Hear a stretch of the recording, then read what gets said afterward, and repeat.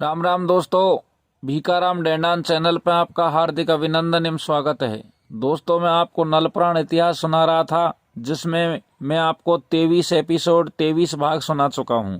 आज मैं आपके लिए नलपुराण इतिहास का 24वां भाग लेकर के उपस्थित हुआ हूं।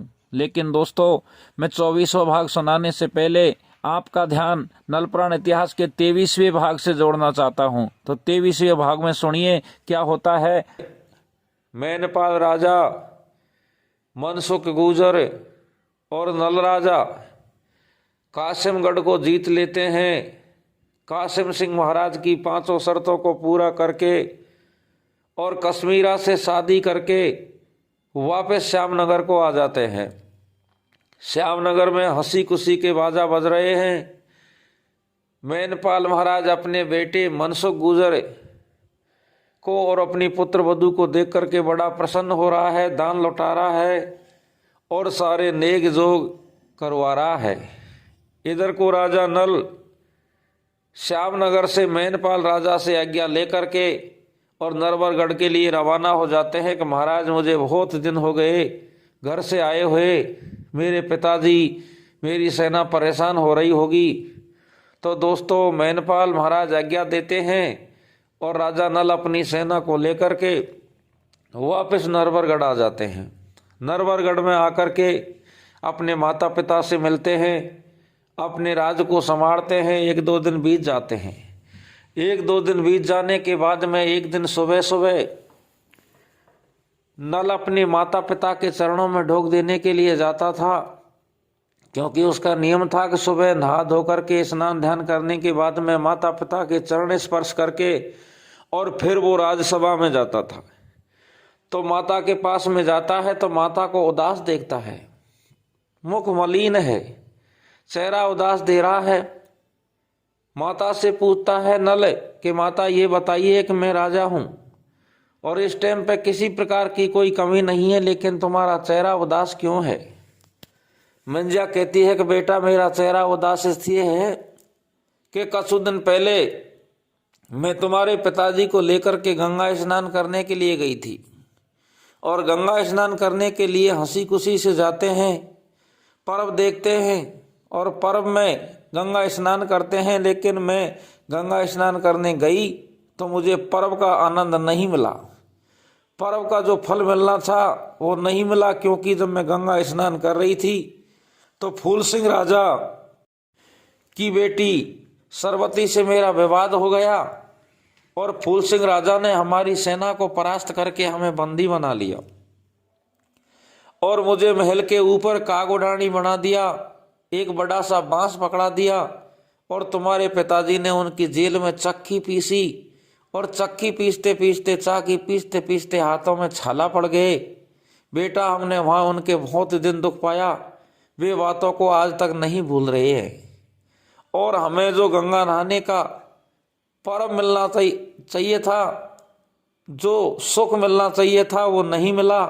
तो मैं ये चाहती हूँ कि फिर से मैं और तुम्हारे पिताजी और तुम और मेरी बहू गजमुतन चारों गंगा स्नान करें, क्योंकि सोमवती मावस का पर्व आने वाला है और सोमवती मावस के पर्व में चल करके चारों स्नान करें और सुख सुविधा से स्नान करके वापस घर आए और सोमवती मावस का पर्व लें। नल महाराज के भी ये बात जज जाती है कि वास्तव बिल्कुल सत्य है।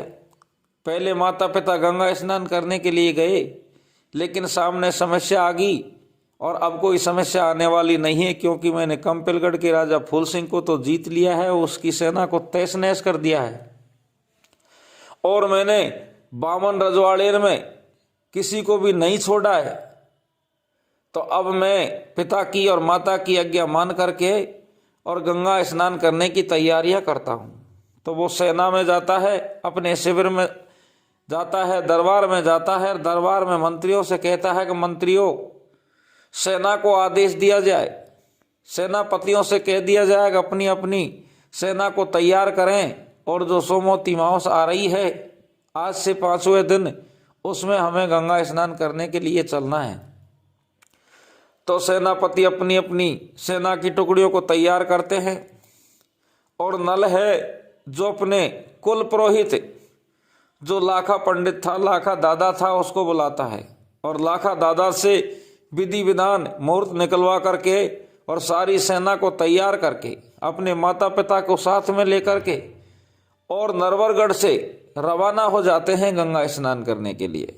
तो दोस्तों, नल राजा और गजमोतन एक रथ में बैठी हुए हैं, रानी मंजा राजा प्रथम एक रथ में हैं, सेना उनके पीछे पीछे चल रही है, सेना का डिसीजन कर रहे हैं, साथ दे रहे हैं, सेना का निरीक्षण कर रहे हैं, सेना को संभाल रहे हैं, सेनापति मंत्री साथ में हैं, हाथी घोड़े रथ पैदल सवार सारी सेना को सुसज्जित करके तैयार करके और नल राजा अपने माता पिता को गंगा स्नान करने के लिए चल देता है।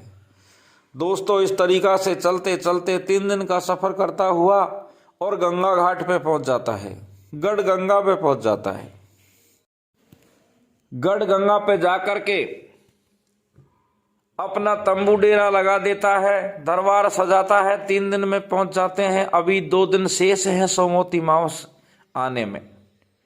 इधर को दोस्तों एक सोचने योग्य बात है, कहने योग्य बात है, ध्यान धरने योग्य बात है कि कोई भी दुश्मन, कोई भी राजा हो, चाहे कोई साधारण इंसान हो, किसी इंसान के बीच में कोई लड़ाई दंगा हो जाता है और जो इंसान उससे जीत जाता है तो जीता हुआ इंसान तो सारे पुराने बैर को भूल जाता है, क्योंकि वो ये समझता है कि मैंने उस पर विजय प्राप्त कर ली है। लेकिन जो हारा हुआ इंसान रहता है वो कभी भी अपने बैर को नहीं भूलता है, वो हमेशा प्रतिशोध की अग्नि में जलता रहता है कि कब उस मेरे दुश्मन से बदला लिया जाए, प्रतिशोध लिया जाए।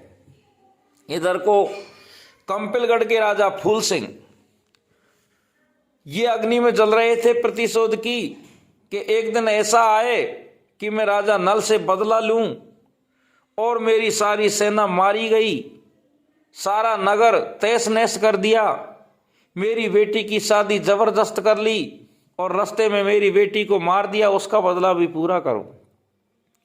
तो इधर को एक गुप्तचर सूचना देता है फूल सिंह राजा को कि महाराज, तुम्हारा दुश्मन नरवरगढ़ का राजा नल अपने माता पिता को साथ में लेकर के, अपनी घरवाली गजमोतन को साथ में लेकर के, सेना साथ में लेकर के गंगा घाट पे आया हुआ है, गंगा स्नान करने के लिए आया हुआ है। आप 2 साल से, दोस्तों 2 साल हो गए थे कंपिलगढ़ को जीते हुए, तो 2 साल से आप सेना तैयार कर रहे हैं, सेना को सुसज्जित कर रहे हैं, सेना को बढ़ावा दे रहे हैं, तो आपने सेना भी अब काफी कर ली है और कोई न कोई प्रयास किया जाए जिससे गंगा घाट पर चल करके बदला लिया जाए। दोस्तों, फूल सिंह राजा मन में विचार करता है कि नरवरगढ़ का राजा बड़ा बलवान है, अब तो उसका पिताजी भी साथ में है, नल भी साथ में है, और उसकी जो सबसे ज्यादा बलवान घरवाली है गजमोतन, वो जादू विद्या में भरपूर है, 14 विद्या निधान है, वो भी साथ में है। मेरे पास में जादू था, मेरी बेटी के पास में वो बेटी मेरे पास में है नहीं, तो मैं अब लड़ाई से तो तलवारबाजी से तो उससे जीत नहीं सकता, मैं कोई और षड्यंत्र रचूं। तो दोस्तों उसको याद आती है उसके गुरु की। फूल सिंह राजा का गुरु था जालंधर नाथ, जालंधर जोगी गुरु था उसका।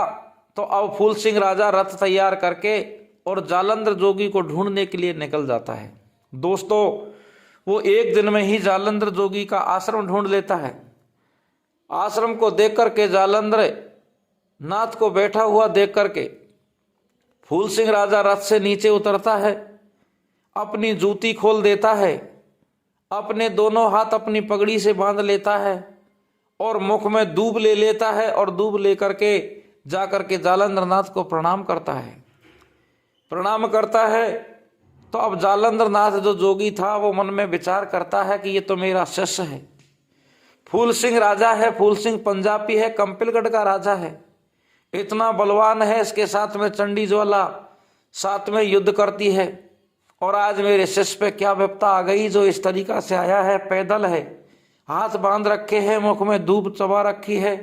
तो दोस्तों गुरु खड़ा होता है, अपने शिष्य को आशीर्वाद देता है, शिष्य से सारी बात पूछता है कि भैया बेटे, मेरे शिष्य, मेरे प्रिय शिष्य, ये बताओ कि तुम्हारे सामने क्या समस्या आ गई। इतनी बात को सुनकर के फूल सिंह पंजाबी गुरु के सामने रोने लग जाता है। गुरु से कहता है कि गुरु जी, मेरा सारा नगर तहस नहस हो गया, मेरी सारी सेना मारी गई, मेरे कंपिलगढ़ में पूरे में आग लगा दी गई, और मेरे एक बेटी थी उसका भी जबरदस्ती से विवाह कर लिया, और विवाह करने के बाद में उसको रास्ते में मार दिया। मैं ये प्रतिशोध की अग्नि में जल रहा हूं, इतना दुबला पतला हो चुका हूं कि मेरे को खाने की याद नहीं आती है, मुझे राज करने की भी याद नहीं आती है, किसी प्रकार की कोई बात ही दिमाग में नहीं आती है, मुझे तो प्रतिशोध लेना है। जालंधर नाथ अपने शिष्य को समझाता है कि बेटे धीरज रखो, धैर्य धारण करो, और साफ साफ मुझे बताओ कि ऐसा संसार सागर में कौन हो गया जो तेरे को परास्त कर दिया, तेरी बेटी को खत्म कर दिया। उसके पास में तो जादू विद्या थी, तेरे पास में भी हमेशा साक्षात तुम्हारी खेड़े की देवी चंडी ज्वाला युद्ध करती थी। ऐसा कौन वीर हो गया जिसने तुम्हारे सारे नगर को तहस नहस कर दिया? मुझे बताइए। मैं जादू विद्या में निपुण हूं, 14 विद्या निधान हूं, और मैं स्वयं इतनी शक्ति रखता हूं कि संसार के सारे राजाओं को मैं एक ही मंत्र से पत्थर का बना सकता हूं। अब गुरुजी की बात को सुन करके और फूल सिंह पंजाबी मन ही मन प्रसन्न होता है, मन में विचार करता है कि गुरुजी मेरा साथ अवश्य देगा। तो रोता हुआ फूल सिंह पंजाबी गुरुजी से कहता है कि गुरुजी, एक नरवरगढ़ है, और नरवरगढ़ के राजा प्रथम और रानी मंजा आज से 2 साल पहले गंगा स्नान करने के लिए आए थे, और मैं भी मेरी सेना को लेकर के गंगा स्नान करने के लिए आया था। हमने गंगा स्नान किए। फूल सिंह पंजाबी कह रहा है इस बात को कि मैंने मेरी सेना को गंगा स्नान करवाया। इधर को राजा नल और मंजा ने भी गंगा स्नान किए, लेकिन उनकी रानी मंजा घूमने के लिए गंगा में निकल जाती है नाव लेकर, मेरी बेटी भी निकल जाती है। मेरी बेटी की नाव और रानी मंजा की नाव आपस में टकराती हैं, और टकराने पे मेरी बेटी के रानी मंजा के विवाद हो जाता है। विवाद में मेरी बेटी का मान भंग करती है रानी मंजा, और उससे कहती है कि मैं मेरे बेटे की तुझे बहू बनाऊंगी, जबरदस्ती बनाऊंगी, इस तरीका से नहीं तो मैं जीत के बनाऊंगी। तो गुरुजी हमारे विवाद हो जाता है, और विवाद में मैं सारी सेना को परास्त कर देता हूं, और नल के माता पिता को बंदी बना के मैं कंपिलगढ़ में ले जाता हूं। मैंने जाके रानी मंजा को महल के ऊपर बैठा दिया, काग उड़ानी बना दिया, और राजा नल था उसके पिताजी जो प्रथम थे उसको मैंने जेल में डाल दिया। उसको एक चाकी रख दी पीसने के लिए, लेकिन उनका बेटा आया 6 महीना के बाद में, उनका साथ श्यामनगर के राजा मनसुख ने दिया। खैर उनसे तो मैं युद्ध नहीं हार सकता था, क्योंकि तलवारबाजी में मेरे को संसार में कोई नहीं हरा सकता, लेकिन नल राजा की घरवाली गजमोतन है, वो सबसे बड़ी दुश्मन है मेरी। सबसे ज्यादा प्रतिशोध तो मुझे उससे लेना है कि उसने जादू विद्या से मेरी सारी सेना को मार गिराया। मेरी बेटी से जबरदस्त नल की शादी करवा दी, और वो जाकर के राजा नल से अपना अधिकार मांगती, उसकी घरवाली बनती। इस कारण से गजमोतन ने उसको रास्ते में ही मरवा दिया। तो गुरुजी मैं ये चाहता हूं कि चाहे कैसे भी किया जाए, लेकिन मेरी बेटी जो सरवती थी उसकी आत्मा को शांति जब ही पहुंचेगी जब वो गजमोतन है जो मेरे कब्जे में होगी। आप किसी भी तरीका से अपहरण कीजिए और उसको लाकर के मेरी सेवा में भेंट कीजिए। अगर मेरी सेवा में आ जाएगी, क्योंकि मेरी बेटी की प्रतिज्ञा थी कि मैं अवश्य रानी मंजा तुझे मेरे पिताजी की घरवाली मेरी मां बनाऊंगी, लेकिन अब मंजा को मैं घरवाली नहीं बना सकता, क्योंकि वो तो बुढ़ी हो चुकी है। और उसकी जो पुत्र वधू है गजमोतन, उसका अपहरण कीजिए गुरुजी, और उसको ला करके मेरी रखेल बनाइए। इतनी बात को सुन करके जालंधर नाथ जोगी कहता है कि चिंता करने की कोई बात नहीं है, मैं अभी जाता हूं और जाकर के गजमोतन का अपहरण करके मैं तुम्हारे पास में भेज देता हूं। तो दोस्तों ध्यान योग्य बात है, सुनने योग्य बात है कि कभी भी जीवन में किसी भी दुश्मन को, हारे हुए दुश्मन को कभी भी कमजोर नहीं समझना चाहिए। उसका ध्यान अवश्य रखना चाहिए कि मैंने फलाने समय पे फलाने दुश्मन को हराया था, वो कभी कमजोर नहीं है, कभी भी बदला ले सकता है। लेकिन राजान का एक नियम ऐसा है कि किसी भी दुश्मन को हराने के बाद में उसको भूल जाते हैं, ये समझते हैं कि मैंने तो उससे विजय प्राप्त कर ली, वो मेरा क्या बिगाड़ सकता है। इधर को नल और राजा प्रथम, रानी मंजा, गजमोतन चारों बड़े प्रसन्न हैं, सारी सेना के साथ में गंगा घाट पे हैं और सोमवती मावस का पर्व आ जाता है। सोमवती मावस का पर्व आ जाता है तो नल और मनसुख, गजमोतन सारी सेना राजा प्रथम को और रानी मंजा को गंगा स्नान करवाती हैं। बॉडीगार्ड बन जाते हैं और बॉडीगार्ड बन करके खड़े हो जाते हैं और रानी मंजा और राजा प्रथम दोनों गंगा में स्नान करते हैं। गंगा में स्नान करने के बाद में गंगा का पूजन करते हैं। पूजन करने के बाद में वापस अपने रथ में बैठ करके और नरवरगढ़ के लिए रवाना हो जाते हैं। राजा नल कहता है कि पिताजी अब ऐसे करो, आपने गंगा स्नान कर लिया, पूरा पर्व ले लिया और दोनों माता पिता यहाँ से जाओ और 10,000 की सेना साथ में ले जाओ। और गजमोतन का ये कहना है कि हम तो 2-4 दिन घूमने के बाद में आएंगे। तो दोस्तों देखिए, राजा नल के माता पिता को 10,000 की सेना साथ में भेज करके और नरवरगढ़ के लिए भेज देते हैं। नरवरगढ़ के लिए भेज देते हैं। उसके बाद में रानी गजमोतन है जो अपने पतिदेव नल से कहती है कि प्राणनाथ, अब गंगा का पर्व, सोमवती मावस का पर्व था, वो पूरा हो चुका है और सारे राजा भी यहाँ से जाने लगे हैं। सारी गंगा घाट है, गढ़गंगा है, वो खाली हो चुकी है। अब ये गंगा के घाट पे कोई राजा नहीं है और किसी का भय भी हमें नहीं है। और वैसे भी मैं 14 विद्या निदान हूँ, जादू विद्या में परिपूर्ण हूँ, मेरे को कोई हरा भी नहीं सकता।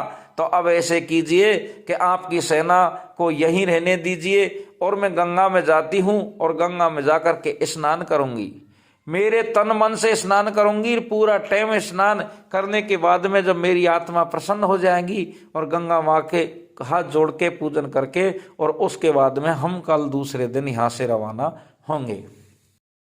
तो दोस्तों, राजा नल अपने दरबार में बैठ जाता है, सारी सेना के बीच में बैठा हुआ है और इधर को गजमोतन की बातों पे विश्वास करके राजा नल उसकी रखवाड़ी नहीं करता है और गजमोतन गंगा स्नान करने के लिए चली जाती है। इधर को दोस्तों क्या होता है कि चंदागढ़ से जालंधर नाथ अपने शिष्य को साथ में लेकर के और अपने कमंडल से अपनी झोड़ी झंडाओं को साथ में लेता है और अपने झोले से एक चादर निकालता है। चादर को फटकार के जमीन पे बिछा देता है और दोनों गुरु और शिष्य उस पे बैठ जाते हैं और मंत्रों को पढ़ करके और जालंधर नाथ कहता है कि हे चादर, हमें गंगा घाट पहुंचाइए। तो दोस्तों, अंतरिक्ष मार्ग से, आसमान से उड़ती हुई वो चादर गुरु और शिष्य को लेकर के गंगा घाट पहुंचा देती है। गंगा घाट पे आकर के जालंधर नाथ एक धूना लगाता है और धूना लगा करके उस पर भक्ति करने के लिए बैठ जाता है और इंतजारी कर रहा है कि गजमोतन कब गंगा स्नान करने के लिए आवे। इधर को गजमोतन है जो गंगा में स्नान कर रही है, तो जालंधर नाथ निगाह पसार के देखता है कि कोई स्त्री है जो गंगा में स्नान कर रही है। अरे, वो नाड़ तक के पानी में, गला तक के पानी में डूबी हुई है, उसका सिर दिख रहा है।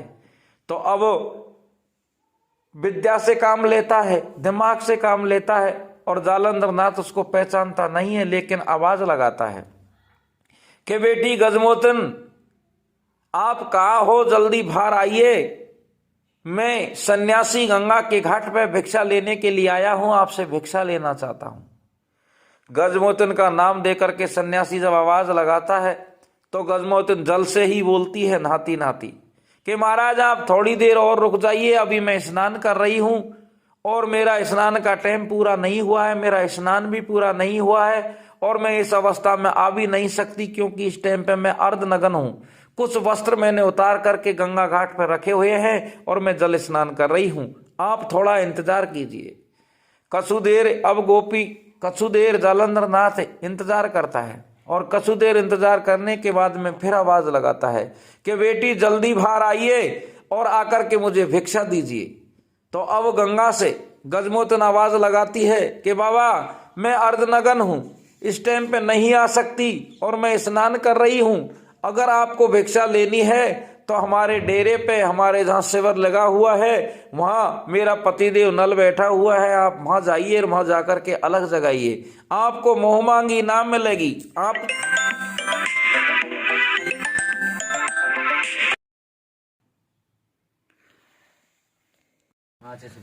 तो दोस्तों गजमोतन आवाज लगा रही है कि महाराज आप कोई भी हो, आप ऐसे करो, इस टाइम पे मैं अर्धनग्न अवस्था में हूँ, क्योंकि मैंने कुछ कपड़े गंगा की घाट पे उतार करके रख रखे हैं।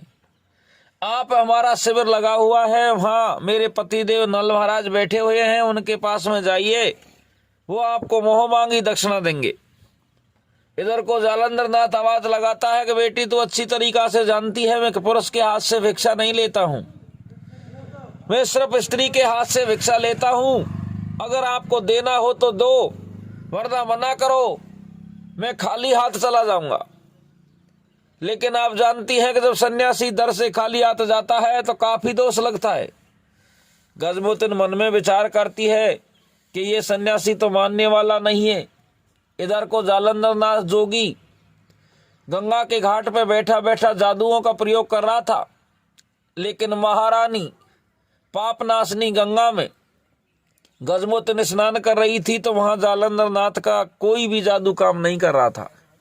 वो मन में विचार कर रहा था किसी तरीका से ये बाहर निकले और जब मैं इसका अपहरण करूं, लेकिन गजमोतन मना करती है।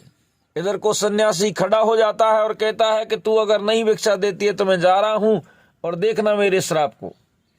गजमोतन मन में विचार करती है कि सन्यासी खाली हाथ चले जाएगा, दोष लगेगा। वो कहती है कि महाराज रुको, मेरे पास में देने को तो यहाँ कुछ है नहीं, लेकिन मेरी गले में एक नौलख हार पड़ा हुआ है, नौलखा, इसको मैं आपको देती हूँ, लेकिन आप कुछ देर के लिए किसी वृक्ष की ओट में छिप जाइए, मैं बाहर आऊंगी और कपड़ा फेरूंगी, उसके बाद मैं आपको दान दूंगी।